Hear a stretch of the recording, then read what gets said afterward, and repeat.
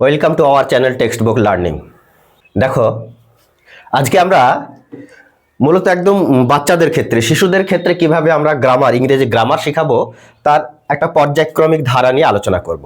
কখন কোনটার পর আমরা তাদের শেখাবো, একদম প্রাথমিক স্টেজ থেকে কিভাবে পরপর আমরা তাদের ইংরেজি গ্রামারের ধারণা দেবো, সেই বিষয় নিয়ে আজকে সংক্ষিপ্তভাবে আলোচনা করা হবে। দেখো, প্রথমে গ্রামার শেখাতে গেলে প্রথমে আমাদের ভাওয়েল এবং কনসোনেন্টের ধারণা দিতে হবে। আচ্ছা, তার আগে আমাদের অবশ্যই লেটার এবং আলফাবেট অবশ্যই শিশুদের বোঝাতে হবে।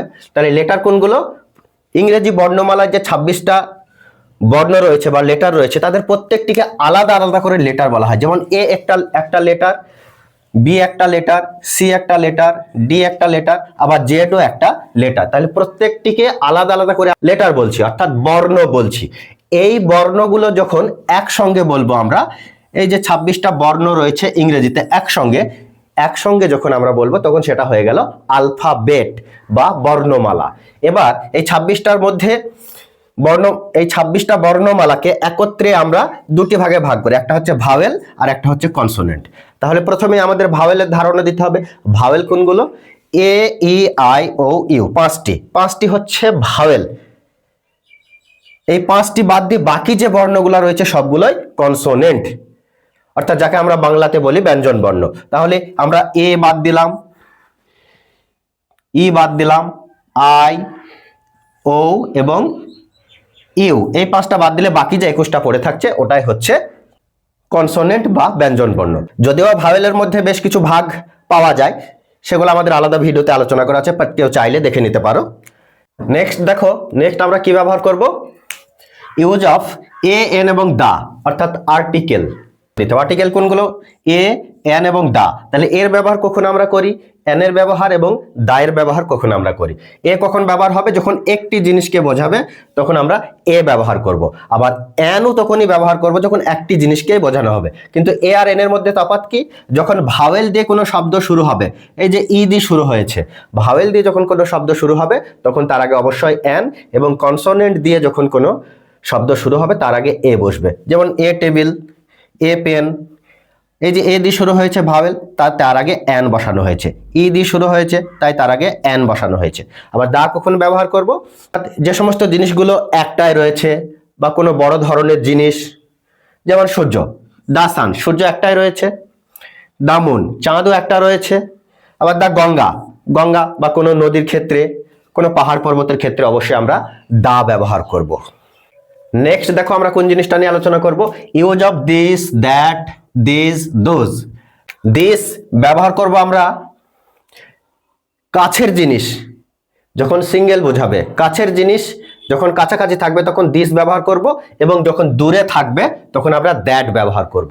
দূরের জিনিস বোঝানো, সিঙ্গেল দূরের জিনিস বোঝানোর ক্ষেত্রে দ্যাট, এবং কাছের জিনিস বোঝানোর ক্ষেত্রে দিস। যেমন এই কলমটি, যদি আমরা বলি এই কলমটি, ওই বইটি, দূরের জিনিস বোঝানোর জন্য ওই বইটি। ঠিক কাছের জিনিস যখন প্লুরাল হবে তখন আমরা দিস ব্যবহার করব, এবং দূরের জিনিস যখন প্লুরাল হবে তখন আমরা দোজ ব্যবহার করব। তাহলে দিস আর দ্যাট সিঙ্গুলারের ক্ষেত্রে, এবং এটা প্লুরালের ক্ষেত্রে আমরা ব্যবহার করব।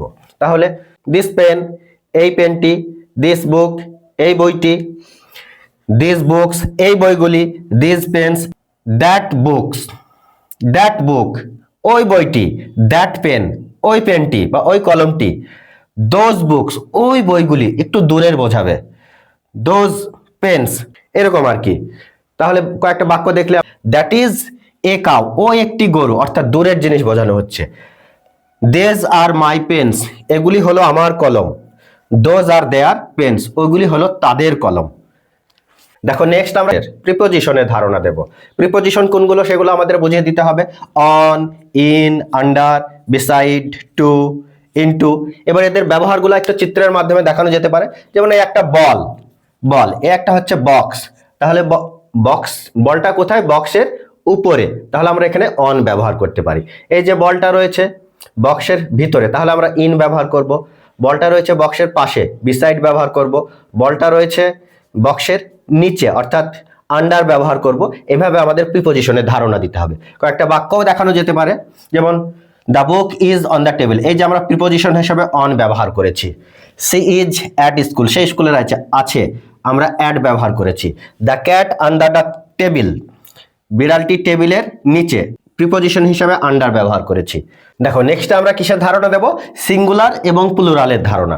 সিঙ্গুলার মানে হচ্ছে একটি, আর প্লুরাল মানে হচ্ছে একটি বা তার বেশি। তাহলে আমরা কিভাবে বলতে পারি, বুক বই, বই নিশ্চয়ই একটি বইয়ের কথা বলা হচ্ছে, বুকস বইগুলি, পেন কলম, পেন্স কলমগুলি, বয় ছেলে বা বালক, বয়েজ বালকগুলি বা বালকেরা, ক্যাট বিড়াল, ক্যাটস বিড়ালগুলি। তাহলে আমরা কি বুঝলাম, যখন একটির কথা বলা হচ্ছে তখন সেটা সিঙ্গুলার, এবং যখন একটি বা তার বেশির কথা বলা হচ্ছে তখন সেটা হয়ে গেল প্লুরাল। নেক্সট আমরা কিসের ধারণা দেব, এম, ইজ এবং আর। এগুলো মূলত বি ভার্ব, প্রত্যেকটার অর্থ হচ্ছে হয়। তাহলে আমরা এম কখন ব্যবহার করব, ইজ কখন ব্যবহার করব এবং আই কখন ব্যবহার করব। অবশ্যই শুধু আই এর পরে এম হয়, আই এর পরে এম হয়, অন্য কোনো ক্ষেত্রে এম ব্যবহার হয় না। তারপরে হি, সি বা ইট থাকলে পারে ইজ ব্যবহার করব। তারপরে ইউ, উই, দে এইগুলো থাকলে পারে আমরা আর ব্যবহার করব। যেমন কয়েকটি বাক্য দেখি, আই এর পরে দেখো am, I am a student, আমি হয় একজন ছাত্র, আই এর পরে অবশ্যই এম ব্যবহার করা হয়েছে। হি ইজ এ বয়, সে হয় একটি বালক বা একটি ছেলে, হি এর পরে অবশ্যই ইজ ব্যবহার করা হয়েছে। উই এর পরে আর ব্যবহার করেছে, উই আর হ্যাপি। তাহলে আমরা কি জানতে পারলাম, যে আই এর পরে সবসময় এম বসে, যদি একজন বোঝায় তাহলে ইজ ব্যবহার করব, আর একাধিক বোঝালে পারে আর ব্যবহার করব। এবার নেক্সট আমরা ধারণা দেব হ্যাভ, হ্যাজ, ওয়াজ এবং ওয়ারের ধারণা। হ্যাভ এবং হ্যাজ মানে হচ্ছে আছে, ওয়াজ এবং ওয়ারের মানে হচ্ছে ছিল। অর্থাৎ হ্যাভ হ্যাজ প্রেজেন্ট টেন্সে ব্যবহৃত হয় এবং ওয়াজ ওয়ার ছিল অর্থাৎ পাস্ট টেন্সে ব্যবহৃত হয়। হ্যাভ কখন ব্যবহার হবে, যখন সাবজেক্ট হিসেবে আই, ইউ, উই, দে এই সাবজেক্টগুলো থাকবে তখন আমরা হ্যাভ ব্যবহার করব। আর হ্যাজ কখন ব্যবহার করব, হি, সি, ইট এই সাবজেক্টগুলো যদি থাকে। ওয়াজ কখন ব্যবহার হবে, যখন সাবজেক্ট হিসাবে আই, হি, সি, ইট এই সাবজেক্টগুলো যখন থাকবে তখন আমরা ওয়াজ ব্যবহার করব, এবং যখন ইউ, উই, দে এই সাবজেক্টগুলো থাকবে তখন আমরা ওয়ার ব্যবহার করব। আই হ্যাভ এ পেন, আমার একটি পেন আছে, এখানে সাবজেক্ট হিসাবে আই আছে তাই আমরা হ্যাভ ব্যবহার করলাম। ইউ হ্যাভ এ ডল, তোমার একটি খেলনা আছে, ইউ এর পরে অবশ্যই হ্যাভ ব্যবহার হবে। তারপরে কি আছে, হি হ্যাজ এ কার, হি এর পরে অবশ্যই হ্যাজ ব্যবহার হবে। She has a bag, she এর পরেও হ্যাজ ব্যবহার হবে। হি, সি, ইট এই সাবজেক্টগুলো থাকলে পারে হ্যাজ ব্যবহার হবে। ওয়াজ কখন ব্যবহার হবে আমরা দেখলাম, তাহলে আমরা বাক্য দেখি, আই ওয়াজ হ্যাপি, আমি খুশি ছিলাম, অর্থাৎ সাবজেক্ট যখন আই তখন ওয়াজ ব্যবহার হলো। দে ওয়ার প্লেয়িং, তারা খেলা খেলছিল, অর্থাৎ দে সাবজেক্ট আছে দে তাই ওয়ার ব্যবহার হয়েছে। নেক্সট আমরা কি নিয়ে আলোচনা করব, নেমিং ওয়ার্ড বা বলতে পারে আমরা নাউন, অর্থাৎ নাম নিয়ে। নাউন কোনগুলো, কোনো কিছুর নাম। এইভাবে ধারণা দেব যে কোনো কিছুর নাম থাকা মানে সেটা নাউন। এবার নাম আমরা কিছু লিখে কিছু নাম লিখে সেগুলো সম্পর্কে বলতে পারি, যেমন Rahim, Karim, Ram, Shyam. Ram is a good boy, তাহলে এখানে রাম নাম বোঝানো হচ্ছে, আবার বয়ও একটা নাম, তাহলে এই দুটোই হচ্ছে নাউন। তারপর কি আছে, the book is on the table, বইও নাম কোনো কিছুর নাম, আবার টেবিলও কোনো কিছুর নাম। তাহলে আমাদের এইভাবে ধারণা দিতে হবে, বইও নাউন আবার টেবিলও নাউন বা naming word. Kolkata is a big city, অর্থাৎ কলকাতা বড় শহর, তখন আমরা কলকাতা নিশ্চয় নাম একটা নাউন, এবং সিটি শহর এটাও নাম। এইভাবে আমরা নেমিং ওয়ার্ড বা নাউনের ধারণা দেব। নেক্সট আমরা কিসের ধারণা দেব, অ্যাকশন ওয়ার্ড। অ্যাকশন ওয়ার্ড কোনগুলো, ভার্ব, অর্থাৎ যার দ্বারা কোনো কিছু অ্যাকশন নেওয়া হয়, অর্থাৎ কোনো কাজ করা হয়, সেগুলো হচ্ছে ভার্ব বা অ্যাকশন ওয়ার্ড। ইট মানে খাওয়া, গো মানে যাওয়া, প্লে খেলা করা, রিড পড়া, রাইট লেখা, কুক রান্না করা, সিং গান করা। তাহলে কয়েকটা বাক্য দেখি, আই রান আমি দৌড়াই, তাহলে এই দৌড়াই হচ্ছে ভার্ব। হি ইটস সে খায়, অর্থাৎ খাওয়া হচ্ছে verb. She sings a song সে একটি গান গায়, তাহলে গান গাওয়া হচ্ছে সিং, এটাই হচ্ছে ভার্ব। তারপরে মাদার ইজ কুকিং মা রান্না করছে, তাহলে কুক অর্থাৎ রান্না করা হচ্ছে ভার্ব। দে প্লে ফুটবল তারা ফুটবল খেলে, তাহলে প্লে খেলা করা এটাও হচ্ছে ভার্ব। তারপরে আমরা তাদের সামনে তুলে ধরবো ডেসক্রাইবিং ওয়ার্ড অর্থাৎ অ্যাডজেক্টিভ। অ্যাডজেক্টিভটা কি, যখন যে শব্দ দ্বারা কোনো নাউনকে ডেসক্রাইব করা হবে, অর্থাৎ নাউনকে গ্লোরিফাই করা হবে, নাউনের দোষ গুণ যখন যে শব্দ দ্বারা বোঝানো হবে সেটাই হচ্ছে অ্যাডজেক্টিভ। যেমন গুড ভালো, ব্যাড খারাপ, স্মল ছোট, টল লম্বা। যেমন she is a good girl, তাহলে নাউন কোনটা? গার্ল। এখানে মেয়ে, সে মেয়েটি ভালো মেয়ে, তাহলে এই মেয়েটিকে কি বলা হচ্ছে? ভালো। তাই এই গুড হচ্ছে অবশ্যই adjective. It is a nice pen, it is a nice pen, তাহলে পেন হচ্ছে নাউন, নাউনের কে গ্লোরিফাই কে করছে? নাইস, তাই নাইস হলো অ্যাডজেক্টিভ। ঠিক সেই রকম ভাবে দে আর হ্যাপি, এই যে তারা, তাদের কথা বলা হয়েছে, তাদেরকে কি বলা হয়েছে? হ্যাপি, তাই হ্যাপি হলো adjective. The man is tall, এই মানুষটি লম্বা, অর্থাৎ মানুষটি সম্পর্কে কি বলা হচ্ছে? লম্বা, তাই লম্বা বা টল হলো অ্যাডজেক্টিভ। ঠিক এইভাবে আমরা অ্যাডজেক্টিভের ধারণা দেব। তারপরে আমরা কিসের ধারণা দেব? অ্যাডভার্ব, অর্থাৎ অ্যাডজেক্টিভ যেমন নাউনকে গ্লোরিফাই করছিল, ঠিক তেমনি ভাবে ভার্বকে গ্লোরিফাই করে অ্যাডভার্ব, অর্থাৎ এই অ্যাডভার্ব দ্বারা ভার্বের দোষগুণ ইত্যাদি বোঝানো হয়। যেমন স্লোলি আস্তে আস্তে, কেয়ারফুলি যত্ন সহকারে, সুন দ্রুত বা তাড়াতাড়ি। দেখো এবার কয়েকটা বাক্য দেখি আমরা। হি রানস স্লোলি, এই রান অর্থাৎ দৌড়ানো হচ্ছে ভার্ব, তাকে কেমন ভাবে দৌড়াচ্ছে? স্লোলি আস্তে আস্তে, অর্থাৎ ধীরে ধীরে, তাই স্লোলি হচ্ছে অ্যাডভার্ব। হি রাইটস কেয়ারফুলি, সে লেখে যত্ন সহকারে, এই লেখা হচ্ছে ভার্ব, কেমন ভাবে লিখে? কেয়ারফুলি যত্ন সহকারে, অর্থাৎ কেয়ারফুলি হলো অ্যাডভার্ব।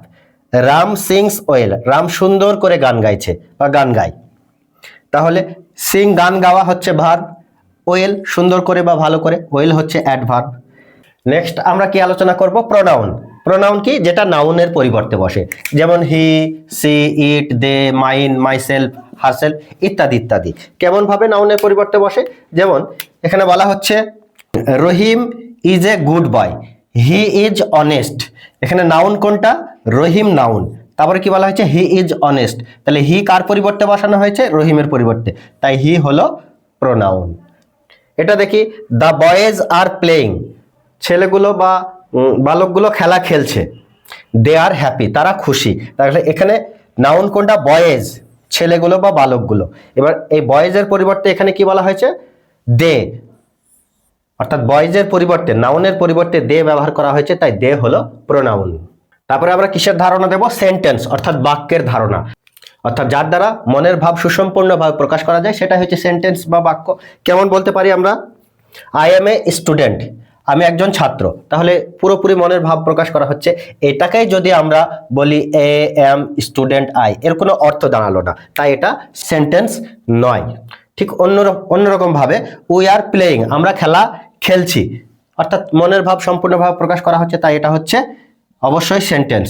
কিন্তু এখানে কি বলা হয়েছে? প্লেয়িং আর উই, এখানে দেখো শব্দগুলো পরপর নেই, ঠিক নিয়ম অনুযায়ী শব্দগুলো নেই, তাই এর কোনো অর্থ প্রকাশ পাচ্ছে না, তাই এটা অবশ্যই সেন্টেন্স নয়। অর্থাৎ কয়েকটি শব্দ পাশাপাশি বসবে এবং সঠিকভাবে যখন মনের ভাব প্রকাশ পাবে তখনই সেটা হচ্ছে সেন্টেন্স। নেক্সট আমরা কি আলোচনা করব?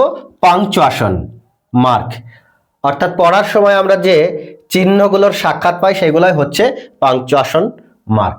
অর্থাৎ যেমন পড়ার সময় আমরা ফুল স্টপ পাই, ফুল স্টপের অর্থ হচ্ছে পুরোপুরি থেমে যাওয়া, তারপরে আমরা কমা পাই, এই চিহ্ন, তারপরে কোশ্চেন মার্কস পাই, এক্সক্লামেটরি চিহ্ন পাই, কোলন পাই, সেমিকোলন পাই, হাইফেন পাই, অ্যাপোস্ট্রফি পাই, এই সমস্ত চিহ্নের ধারণা আমাদের দিতে হবে। তাহলে এইভাবে আমরা পর্যায়ক্রমে শিশুদের গ্রামার শেখানোর জন্য এই স্টেপগুলো আমরা ব্যবহার করতে পারি। Thanks for watching.